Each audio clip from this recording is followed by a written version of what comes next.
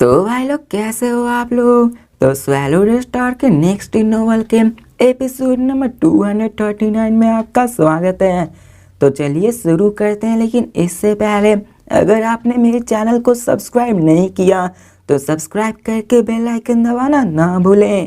तो जैसा कि हमने पिछले एपिसोड में देखा कि लू फेंग वर्सेस साजिन हो रहा था, वहीं पे दो बंदे आ चुके होते हैं जो कि उन सबको ऊपर से देख रहे होते हैं और यहाँ पे वो पूछते हैं कि आखिर इनमें से कौन जीतने वाला है। तो यहाँ पे हमें मदर फ्लैंग को दिखाया जाता जो कि कॉन्फिडेंटली हंसते हुए कहती है कि ऑफ कोर्स साजिन ही जीतने वाला है। और यहाँ पे वो थ्री आई मैन की तरफ देखती है और वो कहता है कि क्यों तुम इससे क्यों नहीं एग्री करते हो। तो थ्री आइड मैन इस्तेमाल करते हुए कहता है कि मैं ओपोनेंट पे विन करता हूँ, मैं उस पर बेट लगाता हूँ और कहता है कि अगर वो जीता तो तुम्हें मुझे वो डैगर्स देना होगा जो तुम्हारे पास है। आखिर ये कैसा रहेगा। तो हमें मदर फ्लेम को दिखाया जाता है जो उस पर घूरते हुए कहते हैं कि ये सिर्फ सपने में ही हो सकता है। तो ये सुनकर वो थ्री आइड मैन उससे कहता है कि ठीक है, अगर तुम अपना डैगर नहीं देना चाहती हो तो कोई बात नहीं है, लेकिन अगर वो जीता तो तुम्हें मुझे अपने गोल्डन हॉर्न वर्ल्ड स्टोन देना होगा। तो चलो ये कैसा रहेगा। तो हमें उस मदर फ्लेम को दिखाया जाता जो कहती ठीक है,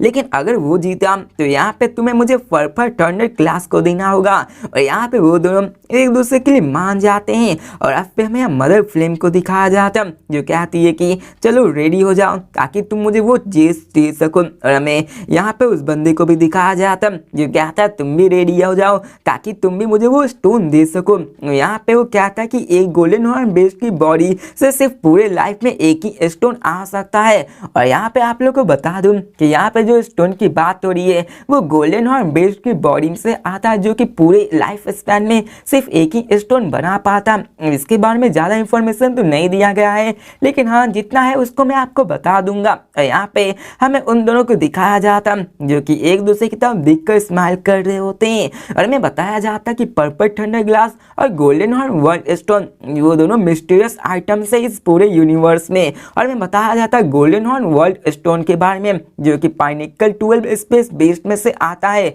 जो कि गोल्डन हॉर्न बेस्ड ही सिर्फ इसको प्रोड्यूस कर पाता है और पूरे लाइफ में वो सिर्फ एक ही बार इसको प्रोड्यूस कर पाता है। और यहाँ पे बात करें बेस्ट की तो इस पूरे यूनिवर्स में उनकी संख्या बहुत ही कम है और इसलिए ये स्टोन बहुत ज़्यादा रेयर और वैल्यूएबल भी माना जाता है। फिर हमें यहाँ पे पर्पल थंडर ग्लास के बारे में बताया जाता कि ये सिर्फ बर्कलैंड रीजन के टेरिफाइंग थंडर श्राइन में प्रोड्यूस होता है और इस श्राइन में यहाँ पे काउंटलेस ईयर में पेक्यूलियर क्लैन रहा करता है। यहाँ तक कि अगर बात करें तो इस क्लैन के पूरे सीक्रेट रीजन को अभी तक एक्सप्लोर नहीं किया गया था। बाद में जाके इस क्लैन को एक ऑटोमन रेस के द्वारा डिस्ट्रॉय कर दिया गया था और यहाँ पे थंडर श्राइन इसके बाद एक स्ट्रॉन्गली रिप्टेड सीक्रेट रीजन बन गया था जहाँ पे ट्रिलियंस ऑफ रेसेस अपने वास्ट यूनिवर्स में यहाँ पे आए ताकि इसको एक्सप्लोर कर सके और यहाँ पे अनडाइंग बीइंग भी जाते हैं और इसी कारण ये थंडर ग्लास बहुत ज़्यादा इंपॉर्टेंट और वैल्यूएबल। अब यहाँ पे आप लोग इन दोनों के इन सारे सामान को देखकर ही पता लगा सकते हो कि ये लोग कितने ज़्यादा पावरफुल होंगे, कितना ज़्यादा रिच होंगे।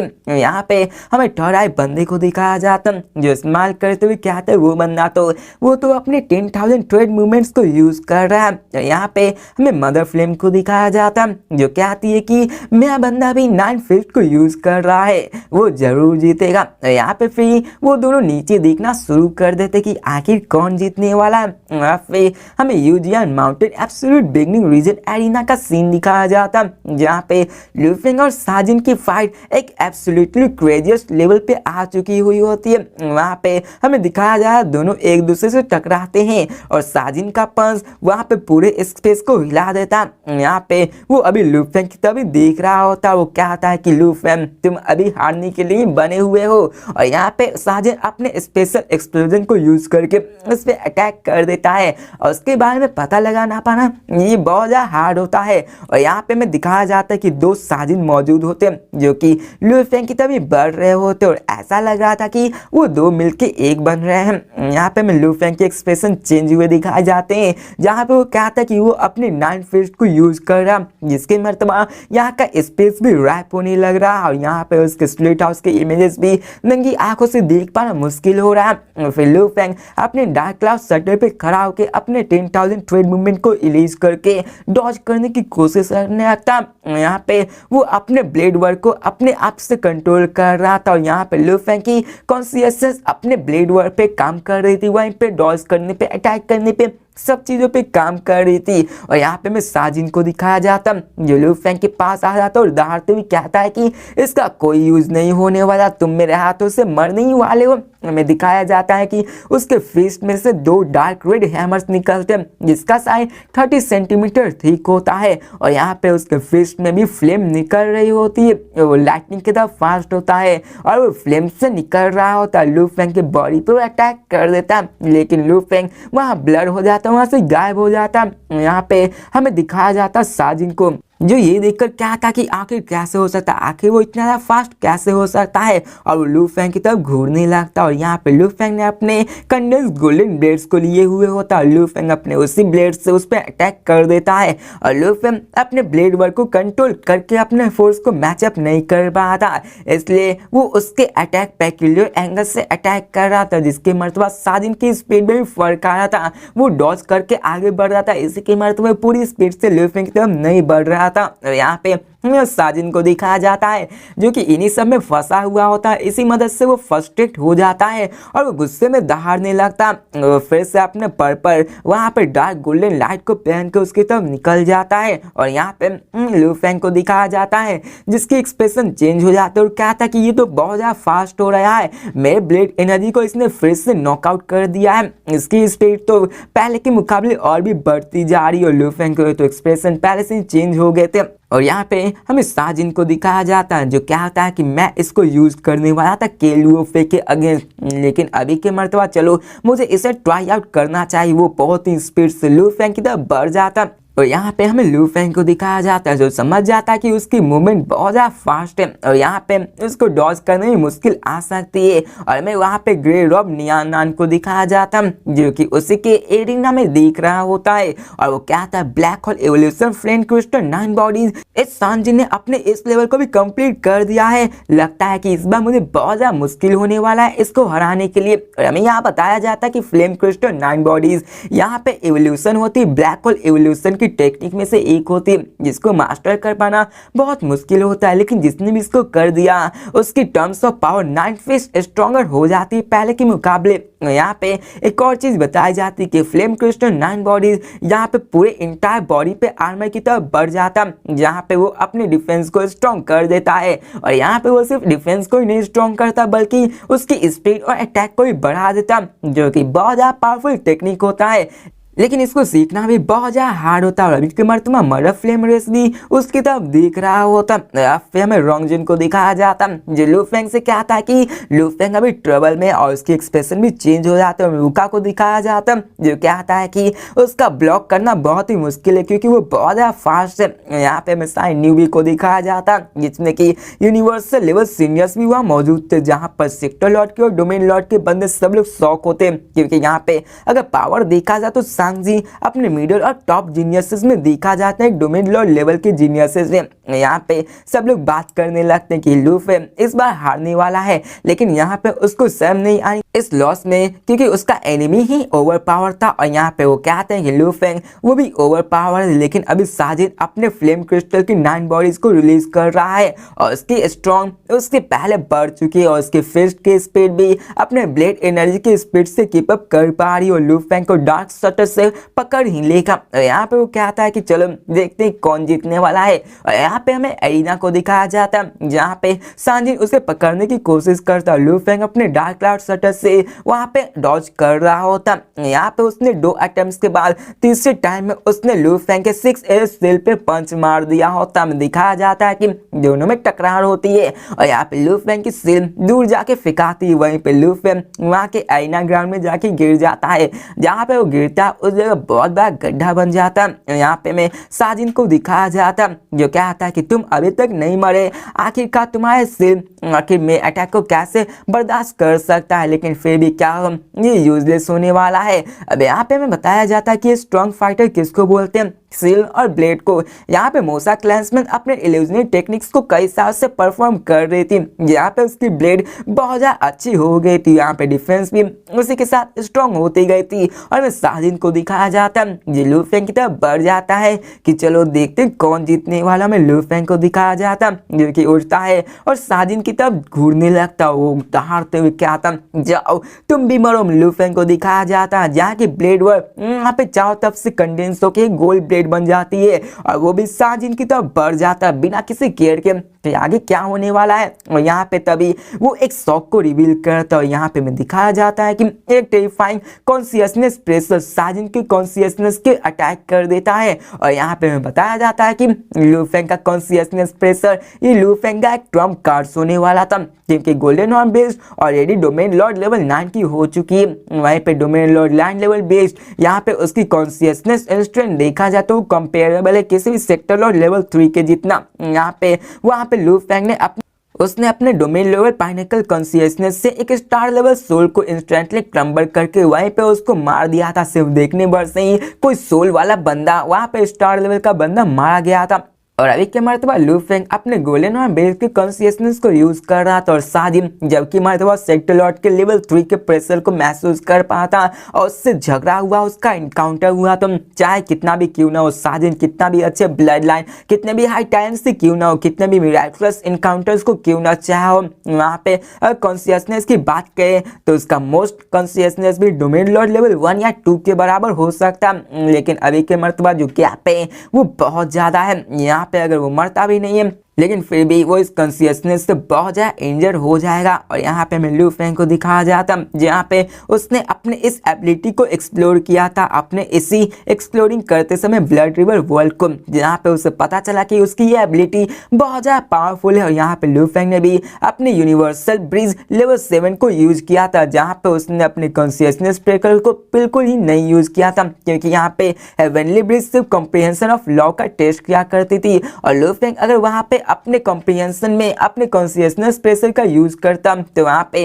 वो चीटिंग बरकरार कर दिया जाता। लू फेंग कभी भी यहाँ पे नहीं कर सकता। और यहाँ पे लू फेंग अगर ऐसा करता तो उसे डर था कि वर्चुअल यूनिवर्स कंपनी सिस्टम में उसका ये अलर्ट हो जाता। लेकिन बात करें अभी के मरतबा 1 वर्सेस 1 में तो लू फेंग इसको आराम से यूज कर सकता है। और हमें यहाँ दिखाया जाता है साजिन को जहाँ पे उसकी आइज लाइफलेस हो जाती है, मतलब कि उसको समझ नहीं आता कि आखिर यहाँ पे हुआ क्या। और हमें दिखाया जाता है डार्क गोल्डन ब्लेड एनर्जी की जो कि उसके सर के आर पार निकल जाता है। और यहाँ पे उसने अपने कॉन्शियसनेस को रिगेन करने की कोशिश करी लेकिन बहुत लेट हो चुका था। हमें दिखाया जाता है साजिन की बॉडी वही अरीना के फ्लोर में गिर जाती है। हमें लू फेंग को दिखाया जाता है जो कि अपने काउंटलेट रूटेड गोल्डन ब्लेड्स को वापस बुला लेता है। यहाँ पे लू फेंग जीत जाता है, वो भी अपने कॉन्शियसनेस प्रेशर के मर्तबा, वरना लू फेंग को भी बहुत ज़्यादा दिक्कत होने वाली थी उससे अपने 1 वर्सेस 1 फाइट करने में। यहाँ पे हमें दिखाया जाता है सारे बंदों को यूजियंग माउंटेन में, जहाँ पे वो सारे बंदों जो 2 बंदे ऊपर से उन दोनों को देख रहे थे उनके एक्सप्रेशन भी चेंज हो जाते हैं कि आखिर ऐसा कैसे हो सकता। और हमें यहाँ पे 3 आइड मैन को दिखाया जाता है जो कहते हैं कि मदर फ्लेम तुम्हारा शुक्रिया मुझे गोल्डन और वर्ल्ड स्टोन देने के लिए। और फिर वो वहाँ पे उसके एक्सप्रेशन को चेक करने लगता है। यहाँ मदर फ्लेम को दिखाया जाता जो उसकी तरफ देखता है और वो कहती है कि वो बंदा सच में जीत गया, क्या उसकी सच में इतनी कॉन्शियसनेस प्रेशर इतनी ज़्यादा स्ट्रांग हो सकती है। तो हमें 3 आई मैन को दिखाया जाता जो कहता है कि तुम इस सब्जेक्ट को चेंज मत करो, क्या तुम चाहती हो कि मैं तुमसे ही नहीं लूँ, मैं जानता हूँ कि तुम इस टॉपिक को चेंज करके मुझे वो वर्ल्ड स्टोन नहीं देने वाली हो। तो यहाँ पे हमें मदर फ्लेम को दिखाया जाता है जो कि कुछ सेमलेस महसूस कर पा रही थी और कहता है रिलैक्स करो, मैं तुम्हें जरूर वो स्टोन देने वाली हूँ। और यहाँ पे देखा जाए तो ये मेटल इस यूनिवर्स में कॉमन नहीं देखा जाता, जैसे कि हाइब्रिड कॉपर एसेंस को देख लो, यहाँ पे वो एक्सट्रीमली एक्सपेंसिव वॉल्यूबल मेटल है। यहाँ तक कि यूनमो प्लान के मास्टर ह्यूनबो एबिलिटी से अपने larger amount of enough wealth को यूज करके पूरा का पूरा शिप बनाया था। यहाँ पे बात करें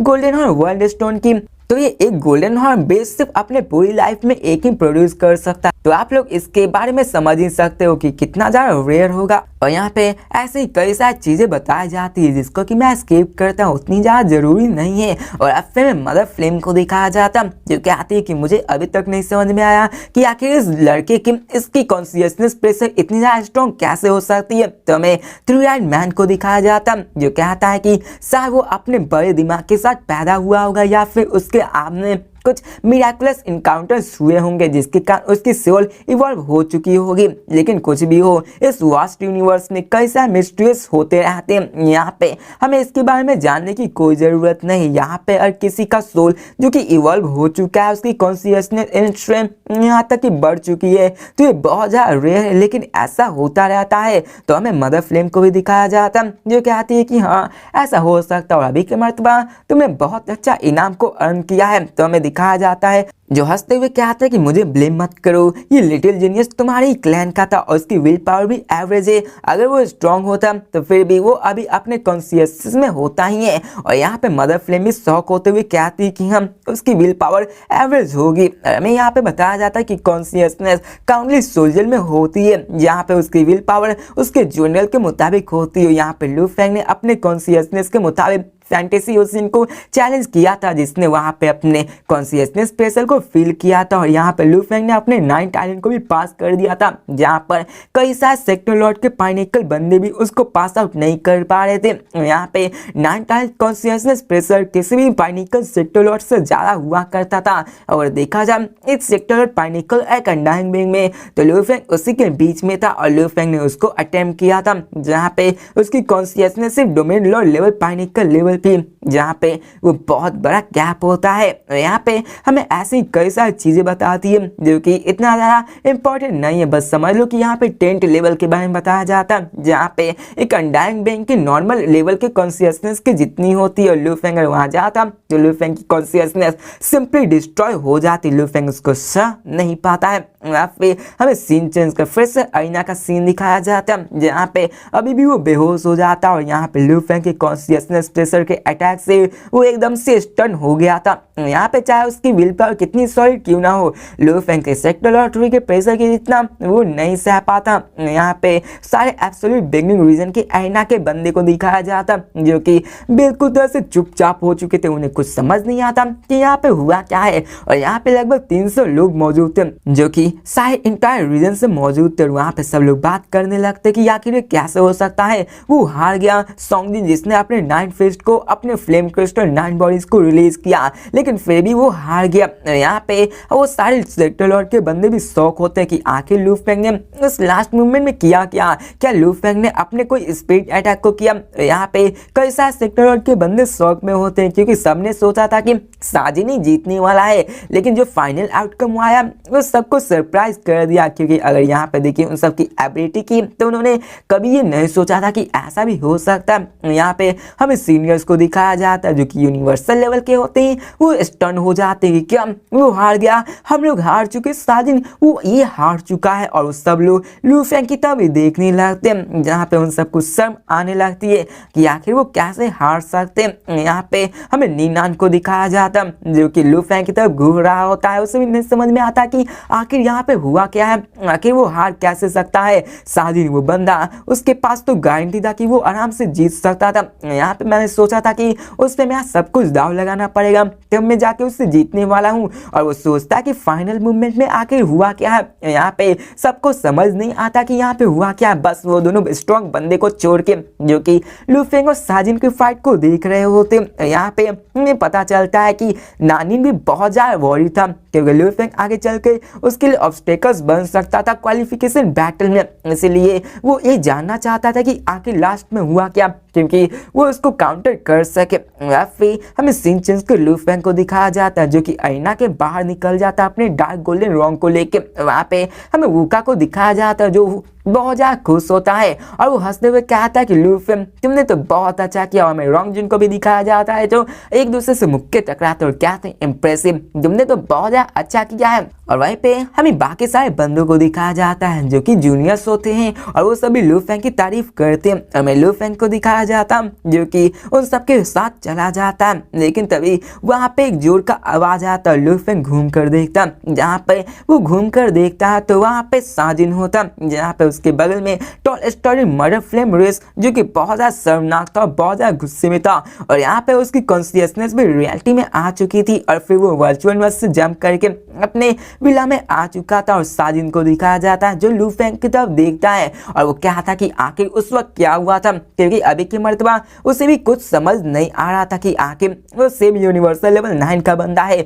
आखिर उसकी कॉन्शियसनेस प्रेशर में इतना ह्यूज डिफरेंस कैसे हो सकता है। तो हमें लू फेंग को दिखाया जाता जो साजिन से कम्युनिकेट करते हुए कहता है कि मुझसे ये मत पूछो, मैं सिर्फ इतना ही कह सकता हूँ कि तुम्हारी विल पावर बहुत ज़्यादा कमजोर है, इसलिए जब तुम अपने आप को ट्रेन करो, अपने विल पावर को और भी ज़्यादा स्ट्रांग बनाओ। और यहाँ पे लू फेंग उससे मेंटली कम्युनिकेट कर रहा था क्योंकि यहाँ पे लू फेंग किसी और को नहीं बताना चाहता कि लू फेंग ने आखिर वहाँ पे क्या किया। यहाँ पे हमें बताया जाता कि स्टोरी विल पावर यहाँ पे किसी की कॉन्शियसनेस के प्रेशर से यहाँ पे डिफरेंस से उस पर अटैक किया जा सकता है। और ये सुनकर जब सियान जी सुनता है तो उसे भी विश्वास नहीं होता है और वो स्पीचलेस हो जाता। मैं लू फेंग को दिखाया जाता जो उसे कहता है कि मैं आशा करता हूँ कि नेक्स्ट टाइम जब हम मिले तो तुम और भी ज़्यादा स्ट्रांग हो सको ताकि यहाँ पे प्राइमरी रीजन में तुम्हारे लिए एक स्लॉट बच सके। और इसके बाद वो फिनिश करके वहाँ पे वुका और रोंगजिन की ओर निकल जाता और कहता चलो वापस चलते हैं। और मैं यहाँ पे जियांगमो और ओगो को दिखाया जाता जो कि वहाँ पे ओगो से प्लैनेट से होता वो कहता वुका तुम यहाँ पे फाइट मत करो, मैं तुम्हें आज ट्रीट करने वाला हूँ। बताया जाता है कि ये न्यू बी बैच ये बहुत ज़्यादा वेल्थ है। तो ये सुनकर लू फेंग स्माइल करके कहता है कि मुझे ये कोई केयर नहीं है कि आखिर ट्वीट कौन कर रहा है। रोंगजिन को दिखाया जाता है जो स्माइल करते हुए कहता है कि जब तक यहाँ खाने के लिए रहेगा मैं हाजिर होता रहूंगा। और यहाँ पे वुका भी हंसते हुए कहता है कि विशियसली हम लोग यहाँ पे मनी को देने वाले, यहाँ पे सारे बंदे न्यू भी होते हैं। वो हंसते हुए वहाँ से निकल जाते हैं। सीन चेंज कर वहाँ पे सारे बंदे को दिखाया जाता है जहाँ पे ओवर 200 सेक्टर लॉर्ड और डोमेन लॉर्ड के बंदे एक दूसरे से डिस्कस कर रहे थे कि आखिर यहाँ पे हुआ क्या, क्योंकि वो लोग भी शौक हो रहे थे और यहाँ पे सब लोग एक एक करके जा रहे थे। यहाँ पे उन सब के नाम याद रखा था कि लू फेंग ये बहुत ज़्यादा स्ट्रांग हो चुका है क्योंकि यहाँ पे लू फेंग ने बंदे को हराया जो कि उससे बहुत ज़्यादा स्ट्रॉन्गर था।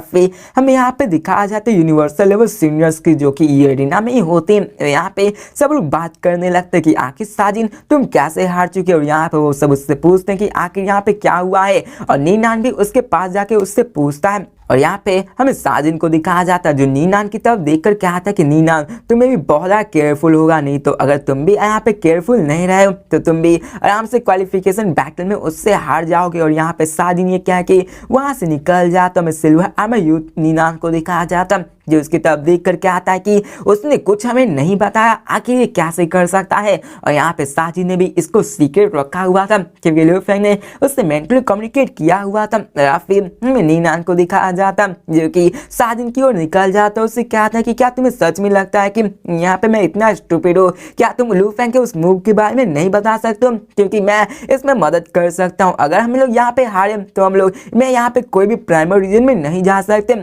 क्या ये अच्छा हुआ कि हम लोग पहले ही हार जाए उस क्वालिफिकेशन बैटल में। और अब फिर वहाँ से वो चले जाते। अब यहाँ की बैटल न्यूज़ क्विकली चाहो तब फैल जाते कि यहाँ पे एक बंदे ने उसको हराया है। और ये बैटल न्यूज़ सुन के कई लोग लू फेंग को चैलेंज देने के लिए बोलते हैं, लेकिन लू फेंग उन्हें रिस्पॉन्ड नहीं करता है क्योंकि लू फेंग वहाँ पे अपने मिशन को करने वाला है और वो अपने ट्रेनिंग मिशन में जाने वाला है। और यहाँ पे लू फेंग ने सब चीज़ प्लान बना लिया था कि 7 लेवल को पास करने के बाद वो अपनी ट्रेनिंग को शुरू कर देगा। और अब फिर में सीन चेंज कर absolute beginning region dragon tower planet को दिखाया जाता जो कि एक एंशिएंट और इनॉर्मस प्लैनेट होता। वहाँ पे ऑटमन शिप उस एटमॉस्फेयर में एंटर करता है जो कि जिसमें से एक स्प्लिट हाउस उसमें से निकलता और 100 किलोमीटर दूर जाके एक फॉरेस्ट में लैंड करता है। और यहाँ पे ये बंदा कोई और नहीं अपना लू फेंग होता है और उसकी half body dark red armour और आर्मर क्लाउड कॉन्टेक्ट वाइन से घिरी हुई होती है। वहाँ पे ऊपर एल्यूरिंग कलर से लेयर भी बनी हुई होती है। यहाँ पे लू फेंग की आर्म्स वहाँ पे 2 एल्यूरिंग कलर गार्ड से भरी हुई होती है और उसके लेग्स पे भी सेम आर्मर्स मौजूद थे। यहाँ पे लू फेंग पूरी तैयारी करके गया होता है और यहाँ पे बहुत बड़े सारे वर्ड्स डिस्प्ले कर रहे थे जिसपे कि कई सारे सराउंडिंग के इंफॉर्मेशन के बारे में लिखा हुआ। तो लू फेंग अपने साथ डाल गोल्डन लॉन्ग रेड भी लिए हुए था और लू फेंग उन सब के देखकर क्या था कि ये बहुत ही अनकंफर्टेबल महसूस हो रहा है, जैसा कि मैंने ब्लड रिवर वर्ल्ड में महसूस किया था क्योंकि वहाँ पे मैं कोई भी वेपन को यूज और टेक्नोलॉजी को यूज नहीं कर पाया था। लेकिन अभी की मर्तबा मैं यहाँ पे ड्रैगन टावर में आ चुका हूँ जहाँ पे मैं कोई भी टेक्नोलॉजी कोई भी वेपन यूज कर सकता हूँ। यहाँ पे हमें दिखाया जाता होता है कि लूफेंग ने अपने मिशन को चूज कर लिया होता है और लूफेंग अभी यूनिवर्सल लेवल सोल्जर था जो कि ड्रैगन टावर प्लैनेट पे आ चुका था और लूफेंग का अभी जर्नी स्टार्ट हो गया था यहाँ पे मिशन ट्रेनिंग को पूरा करने के लिए और यहाँ पे लूफेंग ऐसे ही करके एक एक मिशन को कंप्लीट करेगा। तो भाई लोग इसी के साथ ये वीडियो भी खत्म होते हैं, तो मिलते हैं नेक्स्ट वीडियो और देखते हैं कि लूफेंग आखिर उस मिशन को कैसे कंप्लीट करता है और लूफेंग को कितना समय लगने वाला है कि उन सारी मिशन को कंप्लीट करने के लिए, क्योंकि लूफेंग के 6 सालों में वहाँ पे अपने क्वालिफिकेशन बैटल स्टार्ट होने वाले, लूफेंग कैसे करके प्राइमरी रीजन में जाने वाला या फिर नहीं। तो मिलते हैं नेक्स्ट वीडियो में, तब तक के लिए बाय।